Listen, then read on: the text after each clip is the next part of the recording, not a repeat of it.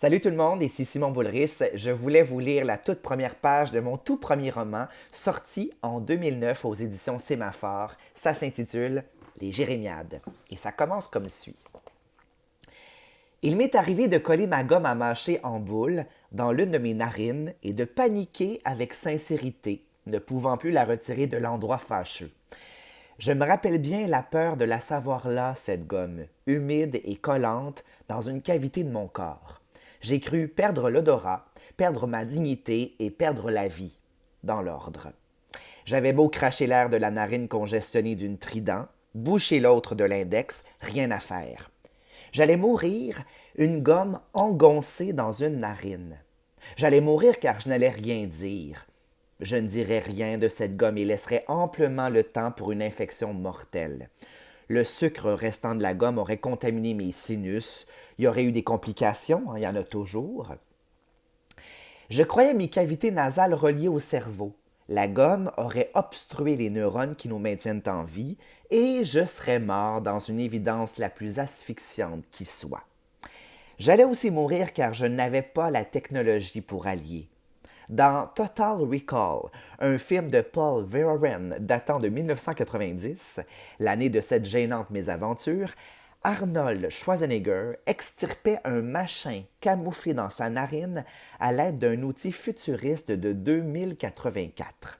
J'étais démuni, je n'étais pas dans le futur et encore moins dans un film. J'étais tout à fait voué à mourir. Je ne suis néanmoins pas mort.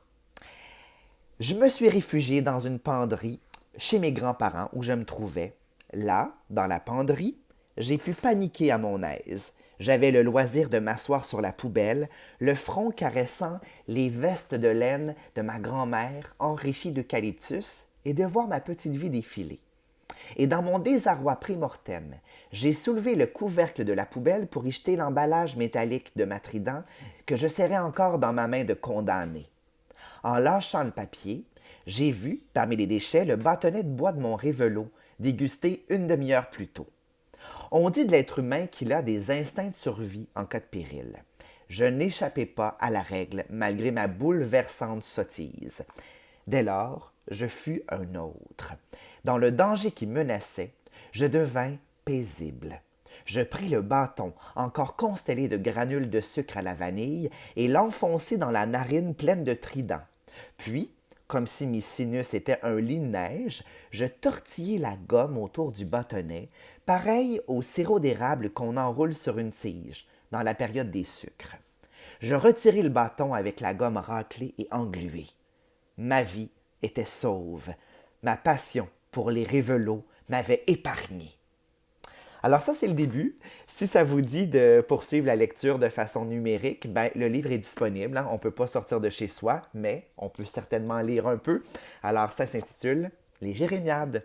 Ça fait maintenant presque 11 ans. Ça va vite. Salut!